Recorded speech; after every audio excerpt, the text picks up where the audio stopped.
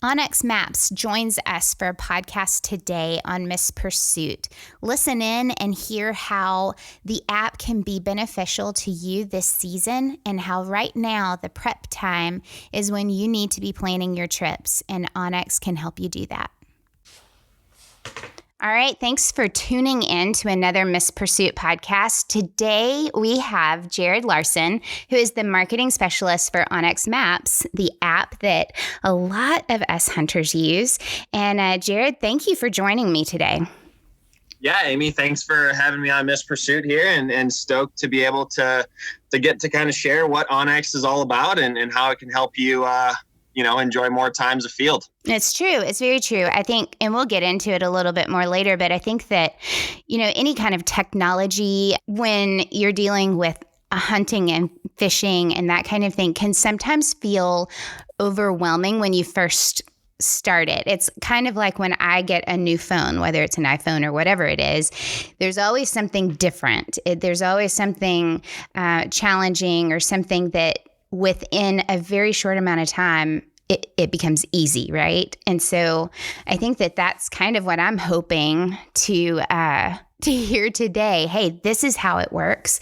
This is how it can become simple for you to use, yet life-changing in your hunting. So I'm excited to hear all about your company and how this really helps out outdoorsmen. Yeah, absolutely. And I think you hit it on the head. I mean, technology can certainly be daunting, especially, our app in and of itself, it certainly has a lot of features and a ton of things that you can use inside of the app that many folks never touch, just because it is, it's pretty deep. You can go as deep or as shallow as you want within the app. I mean, there are hundreds and hundreds of layers for all different states, as well as nationwide layers, map tools that can help you, save locations, measure food plots, all sorts of stuff is in the app. But what I always tell folks is, like anything on your smartphone, if you just take a half hour while you're watching TV or unwinding at the end of the day and play around on the Hunt app, you can get yourself pretty dang familiar with it pretty quickly by just, poking around. That's awesome. Well, give us a little bit of background on yourself, because OnX Maps, it goes back further than just the app, because you're a hunter, you're a fisherman. I think that I was doing a little bit of research. You love turkey hunting. And so give us just a little bit of background on you and how you came into all of this and your passion behind it. Yeah, for sure. So I grew up in Wisconsin. I was fortunate to grow up with an old man and brothers and uncles that all loved the outdoors, loved hunting, fishing, trapping, the whole nine. So was really fortunate to just grow up in that, space. And then from Wisconsin, I actually went to school in Iowa at Iowa State, purely for the purpose to get resident deer tags. As a non-resident, you get them, once every 3 years, and it's $600 and change. And we have a family farm in Western Iowa that is pretty awesome whitetail hunting. So did that for 4 years. And then actually, while I was in college is when I found OnX. Maybe like 2016, I think it was. I was on a spring break snow goose hunt with a buddy, and we were just trying to track down landowners where fields were full of snows, and ended up stumbling across OnX, and I was like, holy smokes, this is sweet. And then fast forward a year and change later, I graduated from Iowa State with a marketing degree and actually applied at OnX. They just had a customer support job posted for in Missoula, and ended up getting the job, moved out to Montana and did the customer support thing for about 8-9 months. And then a marketing job opened, applied for it, and have just kind of been growing with OnX ever since. So been there for over 3 years now. And yeah, OnX has changed a ton just in the time I've been there, but it was, founded in 2009, started out as hunting GPS maps, and then to OnX Maps. And now, our technical branding is just OnX. And then we have the OnX Hunt app. And we're also exploring some new avenues, like with our OnX Off-Road app. Just trying to get as many folks out there empowered to explore the outdoors and get off the pavement as we can. It's a huge, when I think of technology, like you said, it's changed a bunch just in the 3 years plus change. Technology changes daily. And so fast. To combine technology and the outdoors, I can only imagine keeping up with all of those changes and move in a positive direction. You have to stay on top of everything. And I know, like living here in Tennessee, you've got to be able to work alongside of wildlife resource agencies. You've got to work alongside of the private sector, like all of that in order to maintain boundaries and work on your maps. And how does working with, say, our wildlife resource agencies per state, how does that work? How do you guys get in and create these relationships in order to work hand in hand together? Yeah, so that's obvious. We have a growing team at OnX, obviously, and there's a lot of different moving parts to working with, whether it's a state agency or a conservation organization, or even just like our ambassadors and partners. Right. But as far as like state agencies and stuff, we have a dedicated GIS team that does a ton of work, not only collecting land ownership data. In fact, this year will be the first year ever we implemented some new processes and we're able to grow our GIS team. Where we will update every single county in the United States that has digitized data, which is most of them. Right. But every single county in the United States will get a land ownership update this year. So that's something that we've never been able to do before. So that just goes back to speaking to OnX as being, the most credible and accurate hunting GPS navigation app out there. But really what it comes down to working with these state agencies is, a lot of it's been relationship development. We've been at this for 10 years. Yeah. So, that has played a huge role. And actually a lot of the employees that were here 10 years ago are still at OnX. It's a place that folks really don't seem to leave. It's a great place to work. But within those state agencies, we're working to gather as much information as we can that both benefits the state in and of itself. So that way their information gets out there to more hunters, more outdoor recreators. And, it obviously benefits those folks that are recreating in the outdoors to know that they are doing so within legal bounds and all of that type of thing. Right. It's kind of a safeguard. Like I can't imagine those agencies not wanting to be a part of that, because you are protecting not just your public lands, but you're protecting the private lands as well. You're keeping everybody where they should be so that nobody gets in trouble, that everybody maintains the ethical side of hunting, not just the actual harvesting, but the staying within your grounds and not having to second guess that. So it should work hand in hand with those agencies. And we totally do. The really cool part is I don't know the exact number of states, but I think it's close to like 15 of them, where all of their wildlife biologists have the OnX Hunt app through work. Game wardens in those states as well. So, a lot of state agency employees, like BLM employees, National Forest Service employees, we're getting them set up with the Hunt app at discounted rates to ensure that they're able to do their jobs to the best of their abilities, and OnX is able to help them in a variety of ways. Yeah, and Tennessee is one of those states. I have confirmed that. Absolutely is. That's it has, the people that I've talked to have definitely benefited from it and have said that it has been a great relationship. So kudos to you guys for reaching out and realizing that is probably, I wouldn't say one of the greatest relationships you've built, but I can't imagine it not being, just to be able to work well together and then benefit both sides of it. Yeah, we get a ton out of those relationships just because, it obviously builds credibility for our brand when state agencies are relying on a product as such.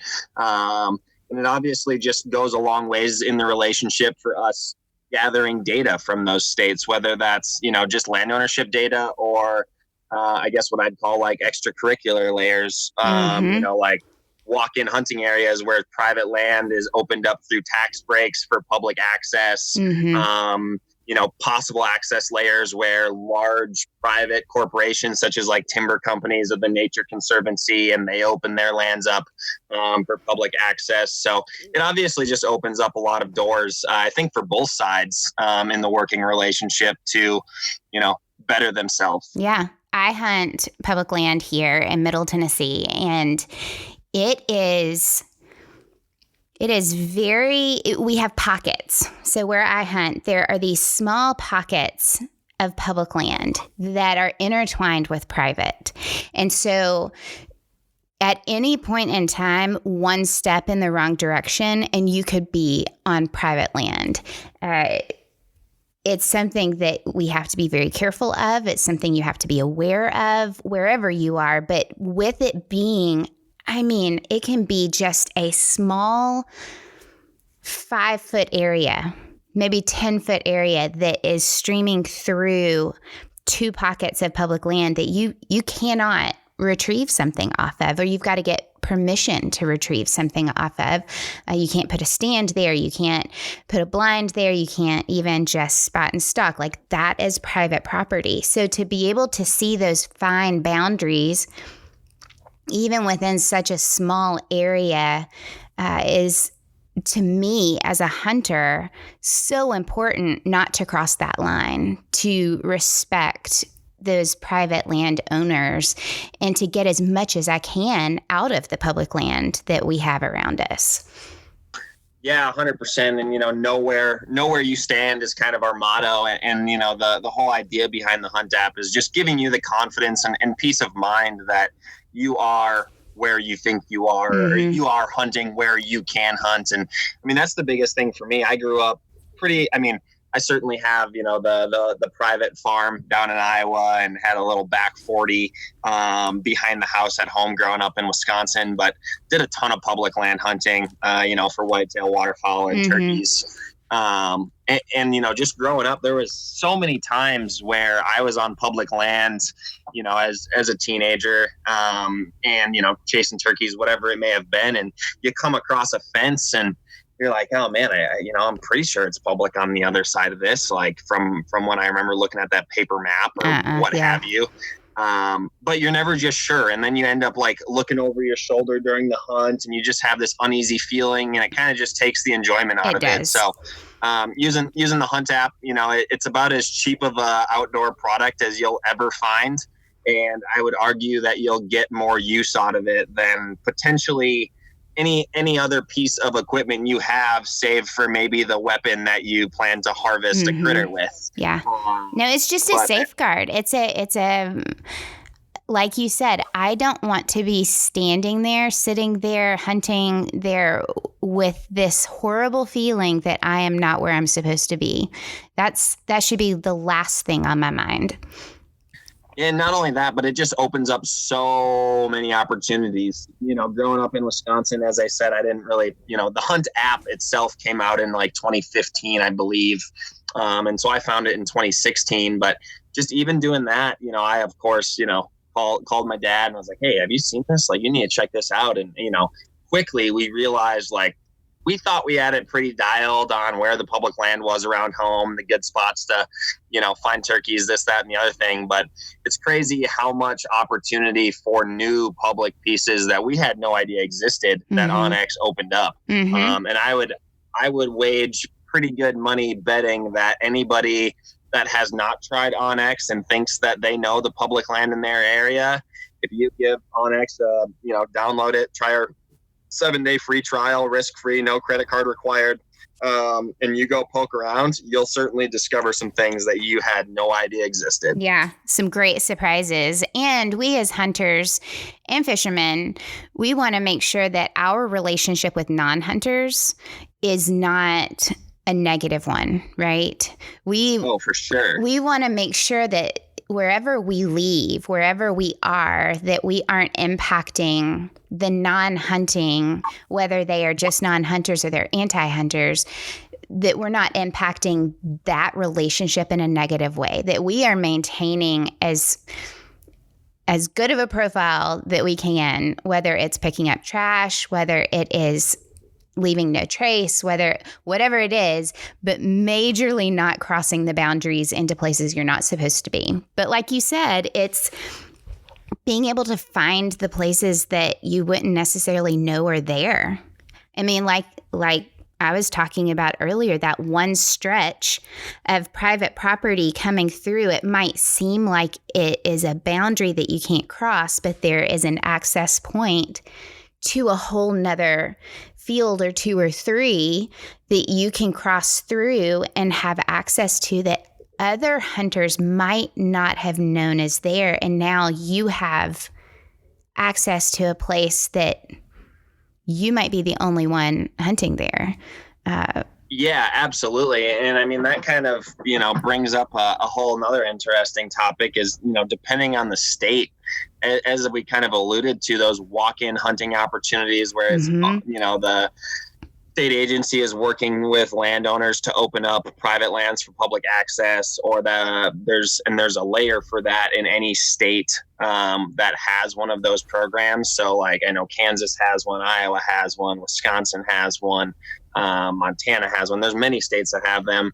And then almost every single state has our possible access layer, which again, that's opening up lands from timber companies and the Nature Conservancy. And so within the OnX Hunt app, it goes far beyond just finding public and private land. There's a lot of other ways that you can put the app to work, whether that's setting up a property and hanging and marking tree stands and trail cameras that you can seamlessly share with your hunting buddies so they can go check them.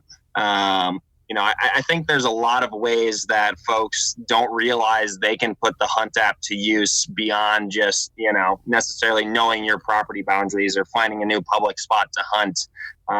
Personally, I think it's a very robust tool that pretty much anybody that explores the outdoors in any capacity, whether that's hunting, fishing, hiking, just camping, all registered hiking trails are in the app, all registered like campsites are in the app, boat accesses, boat ramps. So there's just so much in there that benefits all sorts of outdoor recreation use cases. I was about to say, this seems more like when I hear it's OnX, the best hunting app, and it seems like you guys have crossed into way much more than that. And it just depends on how you utilize it. You can utilize it at the bare minimum.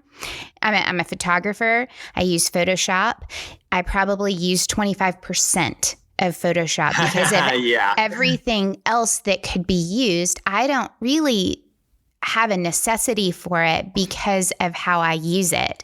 Other people could actually pull in 75% of it because of how they use it. And it seems like this app is kind of very similar. It just depends on how much you utilize, whether it's Eastern hunting in your tree stand or blind hunting and you're using different markers for that, or if you're Western hunting and you're backpacking and doing all of that. It just depends on how you need to utilize it for your hunt.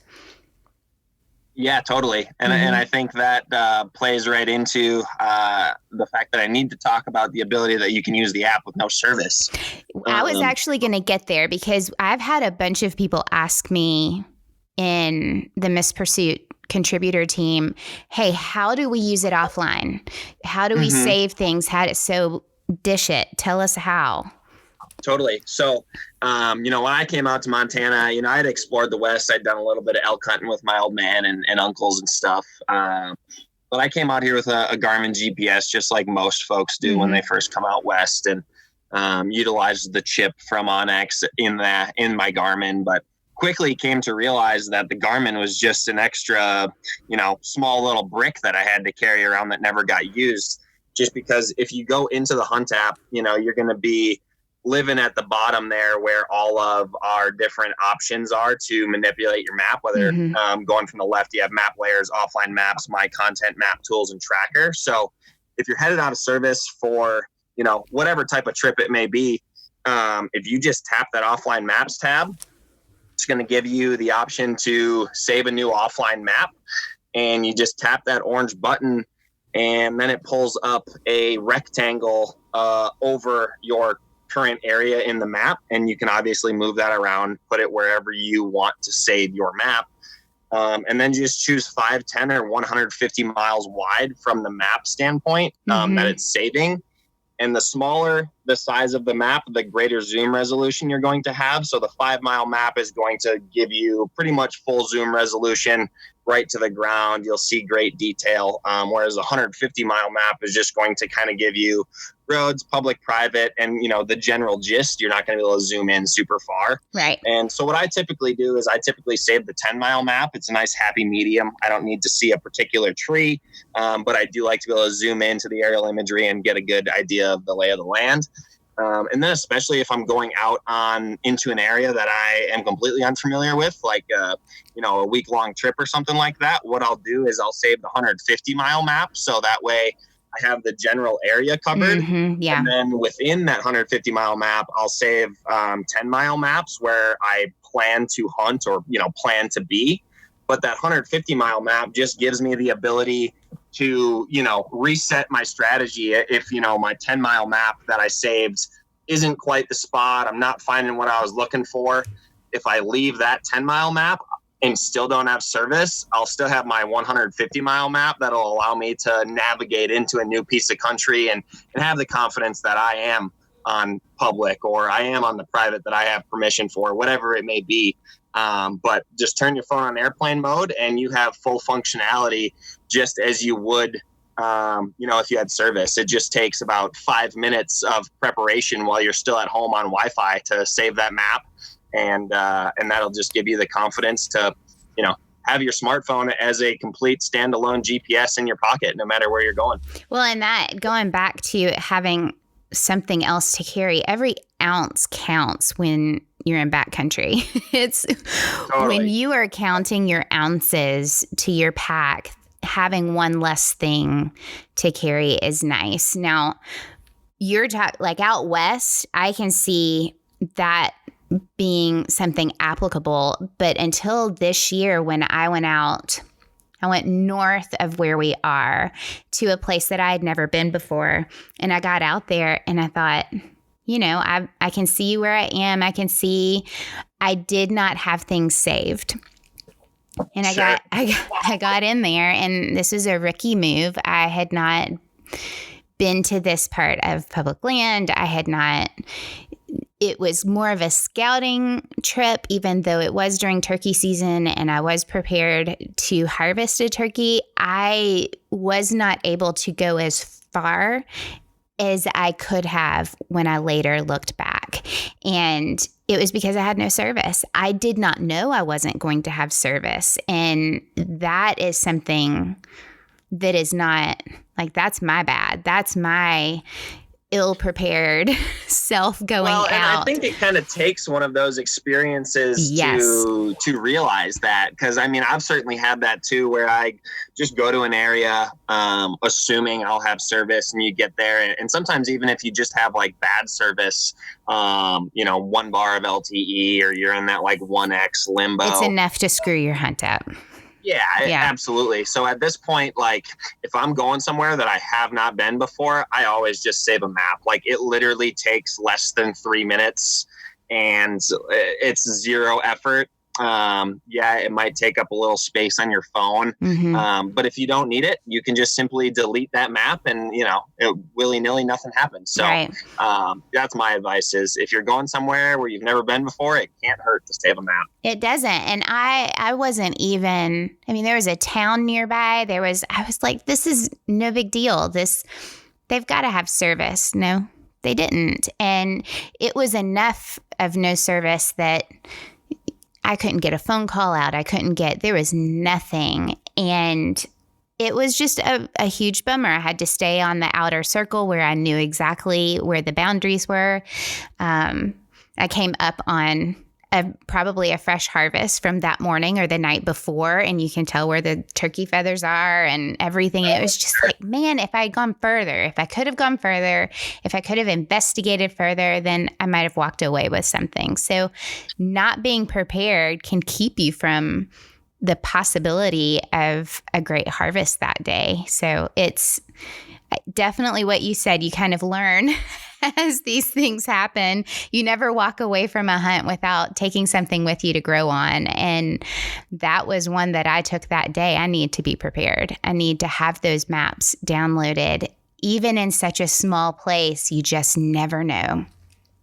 Yeah. Well, and I mean, I think that's the beauty of hunting in itself. As you said, every trip to the woods, you can usually find a takeaway and learn and better yourself from it. And whether that's saving a map or if you missed a gobbler or whatever you did, I think there's always time to reflect and be like, oh, I think if I would have done this differently, right?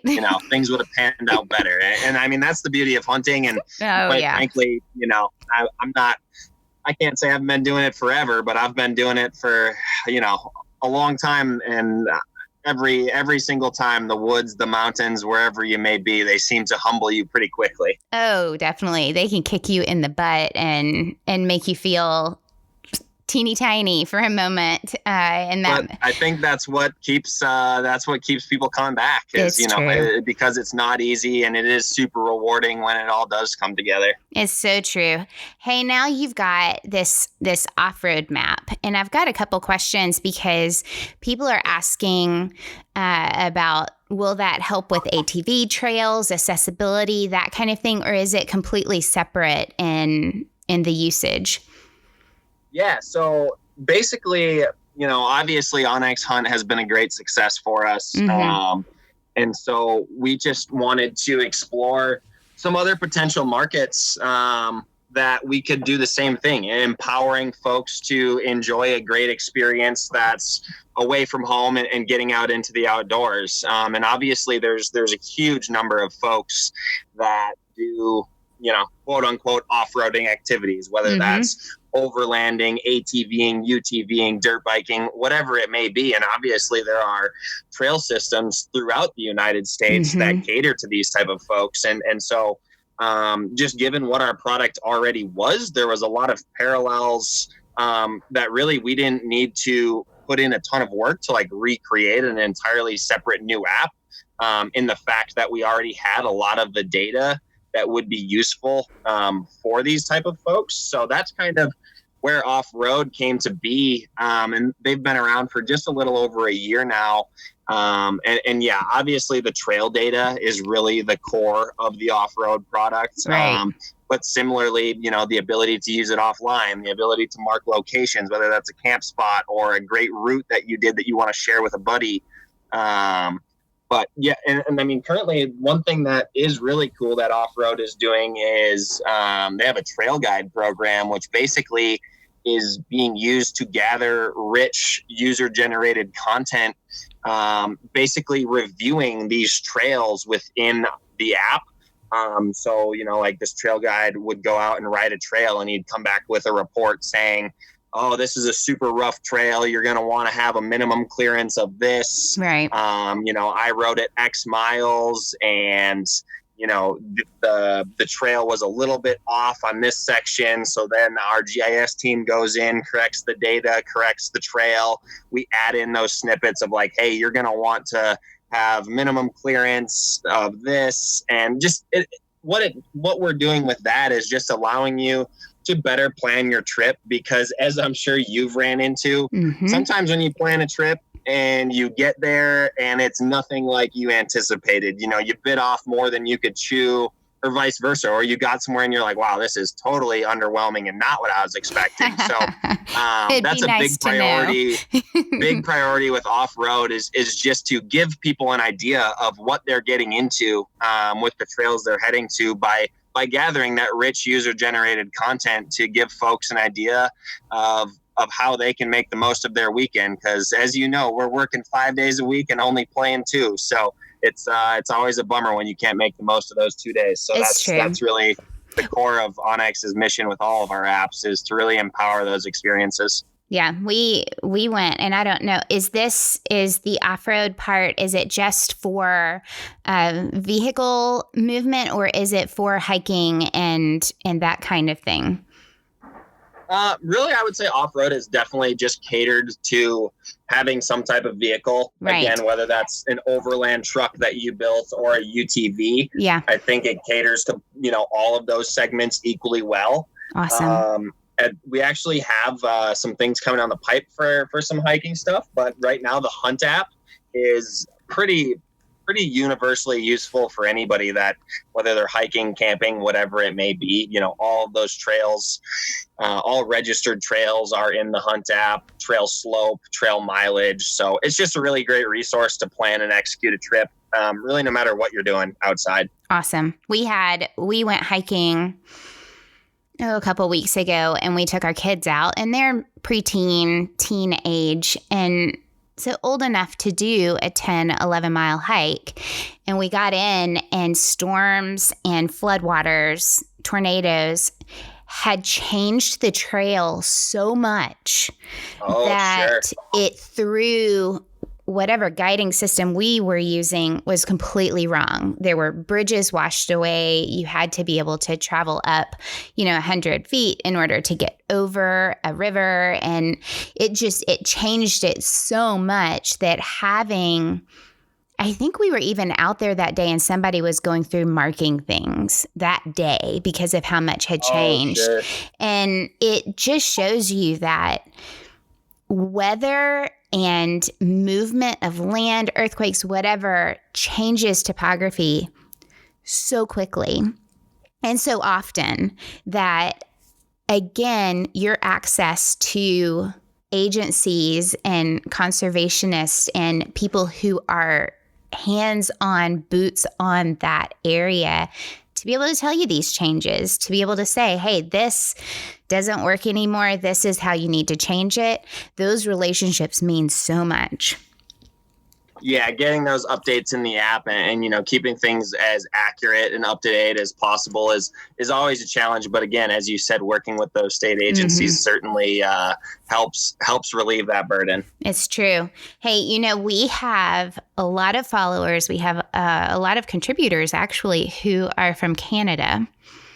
Oh, okay. And you probably get as much request as I have heard in the past week of, will you guys be expanding, or are you just focused kind of in the national area, or is Canada on the skirts of something changing? We've got followers in Canada, we've got them in New Zealand, we've got them in Europe, but it's the Canadians are like, come on, we need this. Yeah, no, we hear them loud and clear. We get tons of requests for Canada. Oh, I bet. And actually, I was a fairly large part of doing some research on the potential of Canada last year. Mm-hmm.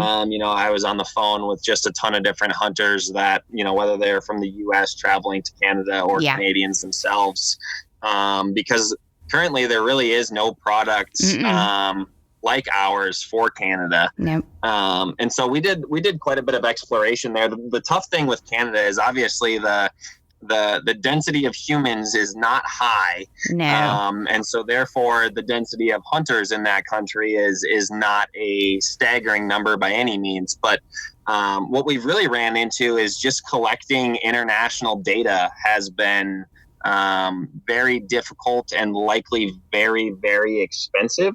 Right. It's something we continually actively explore just because, like Saskatchewan and Alberta in particular they have a ton of hunters and a ton of traveling hunters that, go there for destination hunts, a lot waterfowl, but plenty of whitetail and big game as well. So it's something that we continually actively explore. But at the moment, there is no timetable for Canada just because of the massive hoops to jump through with obtaining international data, for a business purpose. Yeah. Well, and like we said, understanding is what's really been the holdup. Like we said earlier, it's all relational. It's all building that relationship. And I think I think that we can take that back to the core part of hunting. Like, this is all tech stuff, but it all stems back to relationship with people and connection. And so I'm hoping, I've got family in Saskatchewan, and I know that having something like this would probably fuel do-it-yourself hunts and getting out there and investigating more. But there's a lot of red tape. There's a lot of political, especially right now, crossing the border is near impossible with everything going on. And so it's just, I can understand the desire that hunters have for it, but I can also see the difficulty of getting it all together and pulling it off is going to be pretty difficult. Yeah, it was really interesting just talking to the folks that I did with the research for Canada, and how many hoops that they had to jump through to get the correct REM maps for that particular area. And heck, even, I mean, a lot of the folks I talked to, just talking to them about the crown lands, you know, Canadian public land, seems like they call it crown lands. You know, even those were super unmarked and very difficult to navigate for a lot of folks. So, yeah, I mean, it would be super awesome if we could expand to Canada at some point. You can see why Canadian hunting truly depends on local hunters there. You have to know that area. It's kind of like the West in how it's untamed. There's a lot that can go wrong, and so you really do have to depend on those local who know what they're doing and where they are and where those boundaries are. And I don't know. It's still. I think maybe I need to con my way into a little like research and discovery Canadian duck hunt or something. I think that's a great idea. I will come with you on that. Put it on the books. Yes, I did a duck hunt this year with all women. It was actually my first duck hunt, and it was Reelfoot Lake in Western Tennessee. If you ever get to duck hunt Reelfoot Lake, it will spoil you from any other duck hunt. We were spoiled with the blinds. Hunt, huh? It was the tail end of duck season, so no, it was a horrible hunt. I think we left with 12 birds. Like, it was not a great hunt. We were there for a couple of days, but the experience is something that you can't. It's half of hunting is your experience, and so it was a great trip. But it was something that I walked away going, okay, I want to do that again. I should probably plan a little bit better on the season and the timing of it. You learn everything, like we were saying, but I really loved duck hunting and I really loved goose hunting. We did a snow goose conservation hunt this year in Missouri, and it was a great time. But those are the things, like, again, we got out to go goose hunting in Missouri. I'm not familiar with the place. I've never been there before, and there was no service. So getting to a spot where, you know, the people could have said, okay, here's the spot. We're sharing it with you. This is how you get there. If we had had everything prepared, probably would have been a little bit easier getting there. But, you know, timing is everything. Getting to a hunt early, getting there before the sun rises, all of that depends on the information that you have, the access to the information that you have, and being able to utilize it. So I really think that being able to use it without service is so important. Yeah, absolutely. You know, you're only as good as you are prepared. Yeah. And you know, success usually favors the prepared. It's true. It's very true. We tell our kids all the time, you know, if you want to do something, if this is what you want to do, that's fine. Let's do it. But you're going to have to get to work to do it. You have to prepare. You have to get in there and if you aren't, then you are going to have the consequences of not being prepared. And with new hunters, especially if you are mentoring or helping somebody along the way, if you're doing anything, taking a new hunter hunting and having a negative experience because you're not prepared is only going to turn them off. It's going to create this situation. Well, that wasn't fun. We spent our whole time trying to find this place instead of hunting. Totally. And that it's... And I think anybody who has hunted for really any period of time has experienced that to some degree or another, where whether it was a day trip or a week-long trip or whatever it was, where it just did not go as planned, which quite frankly is something that you semi need to just get used to as a hunter, because that's going to happen. There are going to be people in your spot, or for whatever reason, that public land.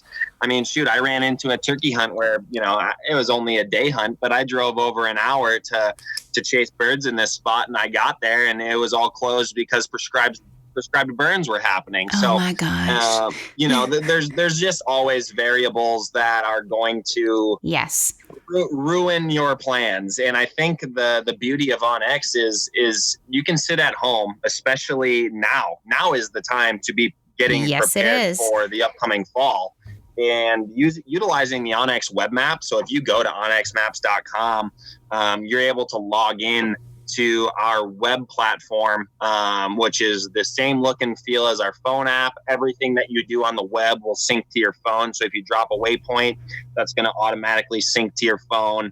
So you can do all of your preparation at home. And I always recommend, if you're going to go travel somewhere, if you're going more than an hour from your house, have a plan B and a plan C, because if you get to spot A and, there's other hunters there, or whatever reason it doesn't work out, having a plan B and a plan C will at least save you from, driving home and wasting those 4 hours of time off that you took to hunt that morning, or whatever it may be. So spending a little bit of time on your computer now to plan for upcoming hunts is imperative. The amount of time I spend on our maps over the summer preparing for fall is pretty crazy. Well, and to be able to do that on your computer versus your phone, like to be able to go back and forth and everything sync up, it makes it easier. It's something that you can go back and forth through your plans. You can use your phone while you're looking at your computer.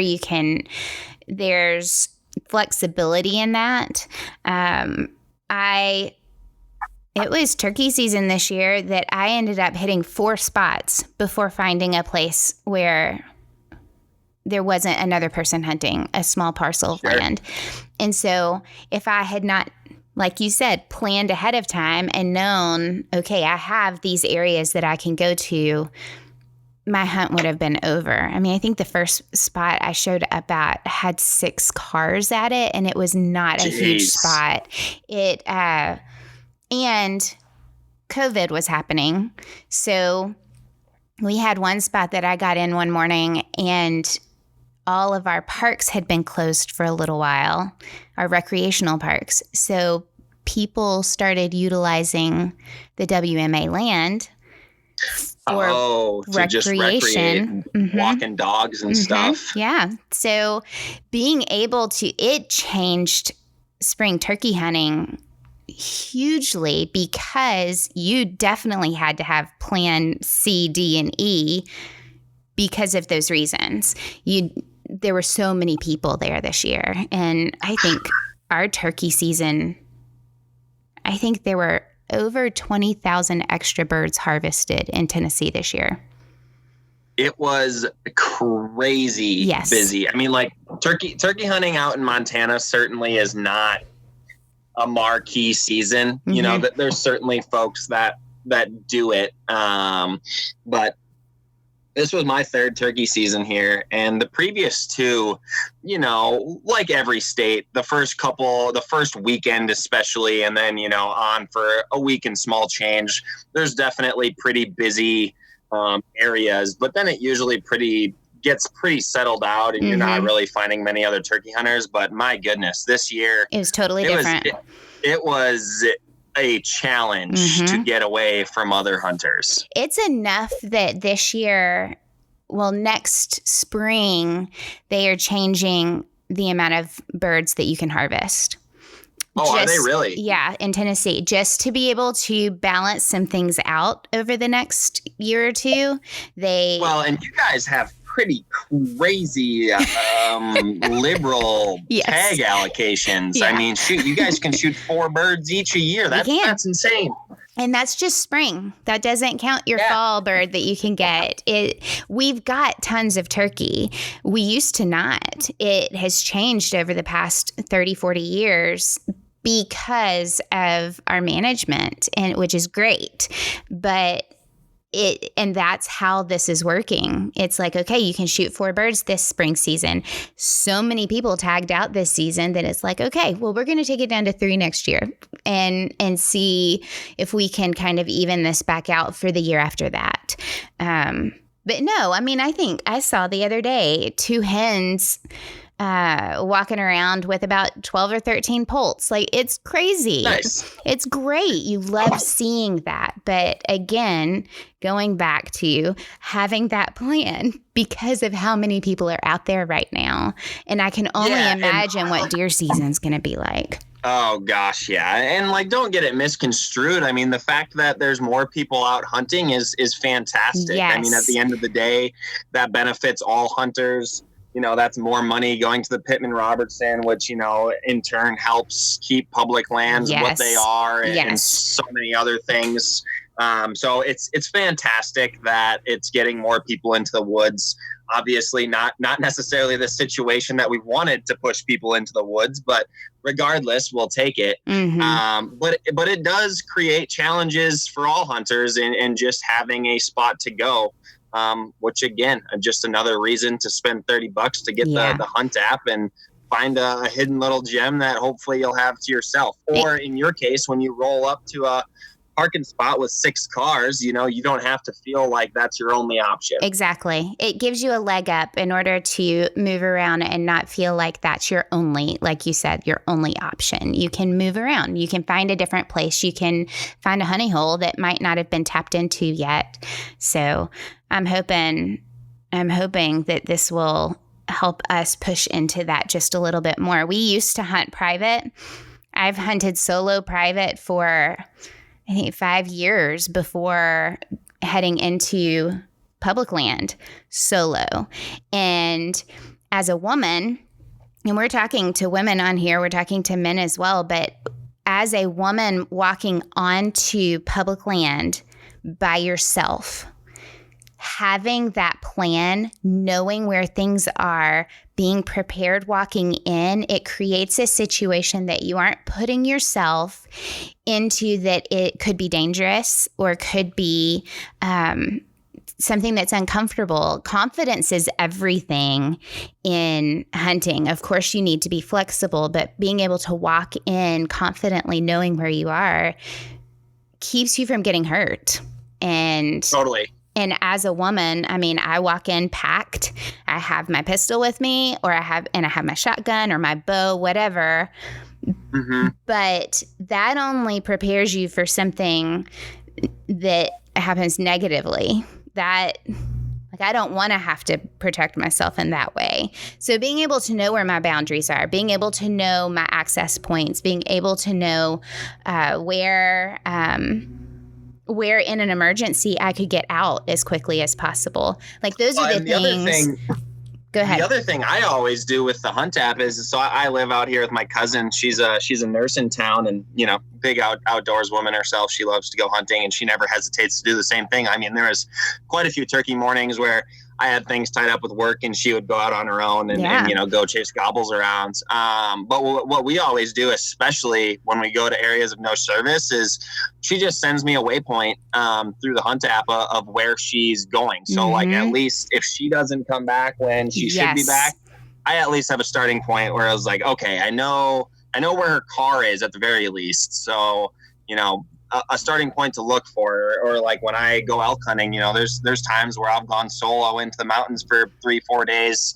And I share waypoints, and I actually just recently bought a Garmin Inreach Mini, just a little sat communication device, just because I do enough exploring and hunting and fishing in the backcountry by myself that it just gives me a little bit more peace of mind. It's great to share a waypoint and have somebody knowing where your truck is at and where you intend to be.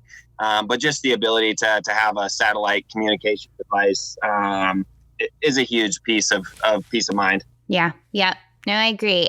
Like we said earlier, prep it's all encompassing. It helps you to have a successful hunt. It helps you to have the confidence to get out there, to not hesitate, to feel like you are prepared, but on a safety measure as well. That allows me to feel comfortable where I am. Having that plan, having where I could move around, where I shouldn't move around. One of my biggest fears is stepping onto private property and putting somebody else in a position that they feel like they have to protect themselves. And, sure.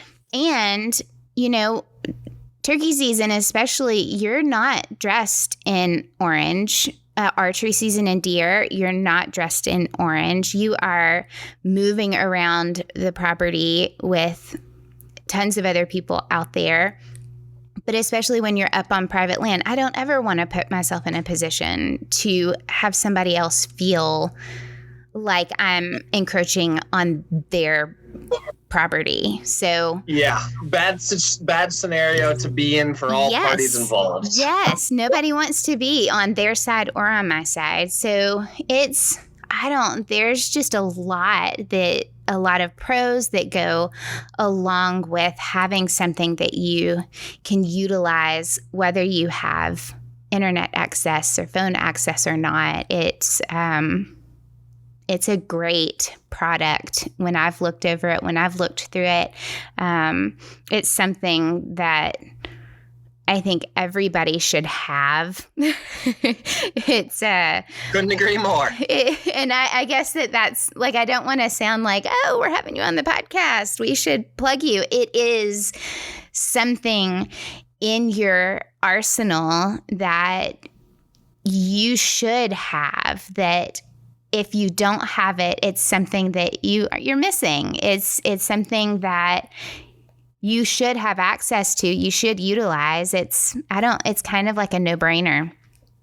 Yeah. And at the end of the day, as I said before, if you're going to spend a couple $100s on a pair of boots, a few $100s on a bow or a rifle, a couple $100 on camo, the $30 for the hunt app that you're going to use, arguably more than any of those things, is worth it at the end of the day. But speaking of preparation, I got to ask, what do you have coming down the pipe for this fall? We just pulled deer stands from 2 different areas, and we are locating them in a place that we gained access to this year.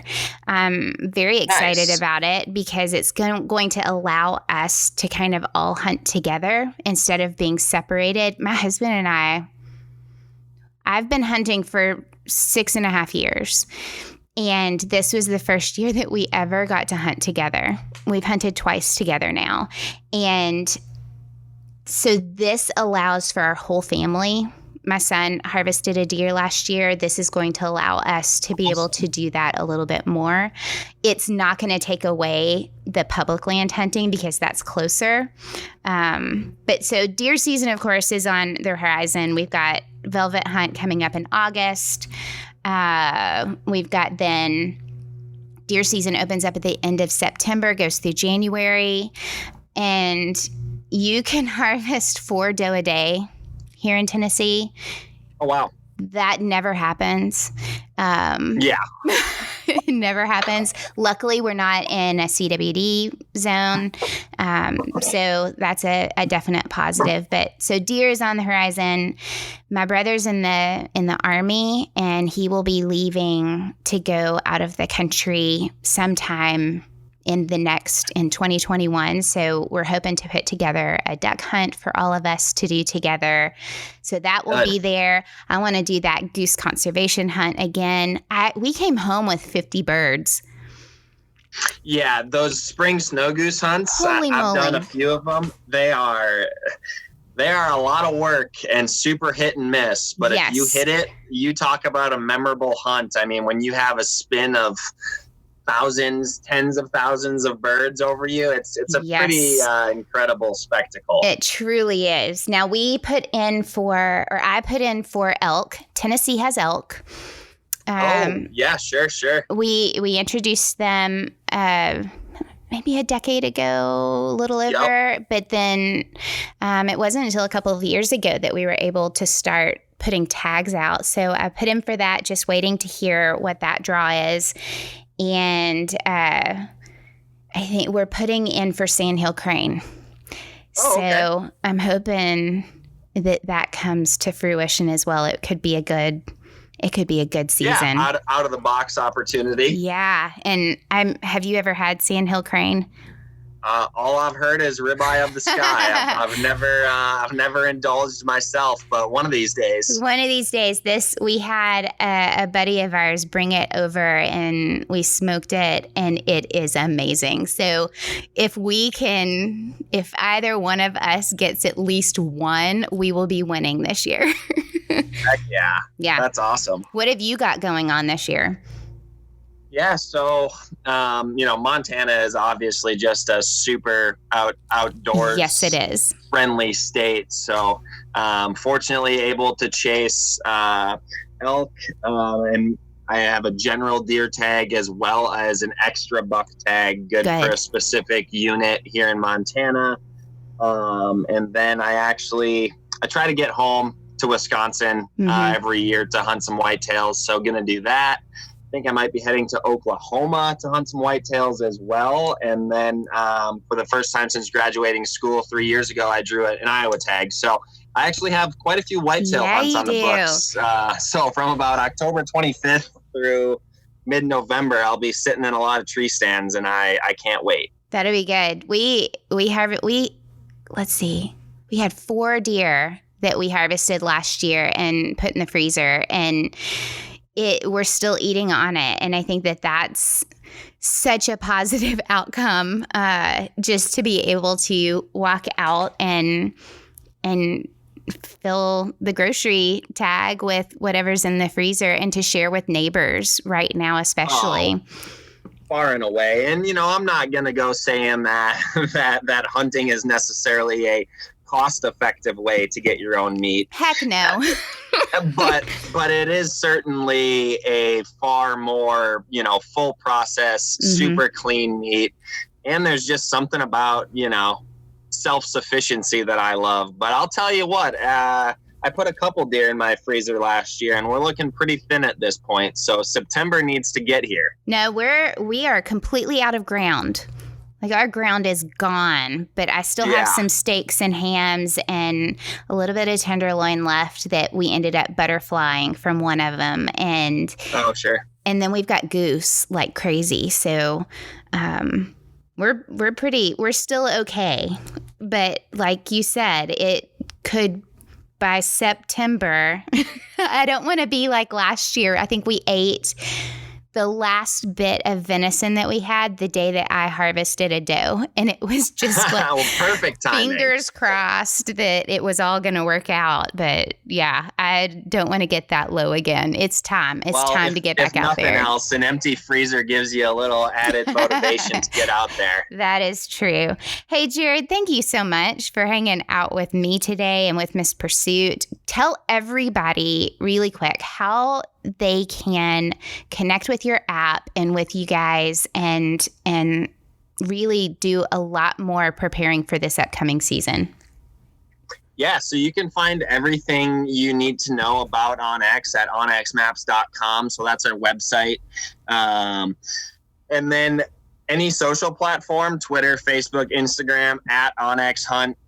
We have a super responsive social team. So if you have questions, concerns, just want to familiarize yourself a little bit more with the Hunt app, shoot us a message on social.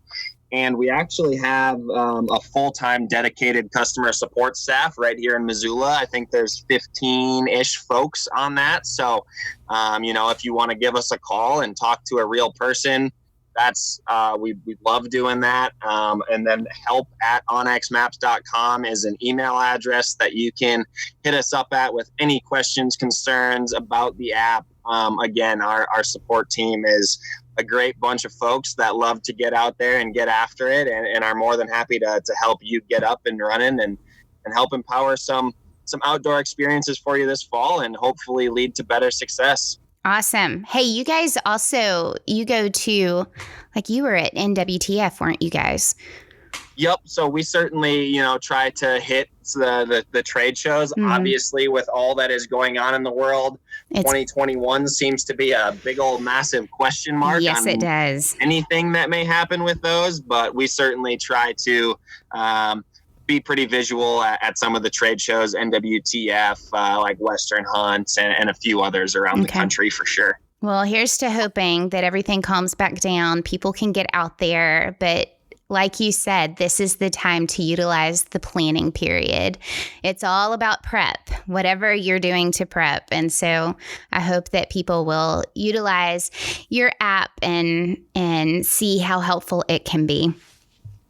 Awesome. Well, I really appreciate you having me on, Amy. It's been great chatting with you, and we'll have to keep in touch this fall and swap some stories. That sounds great. Thanks, Jared.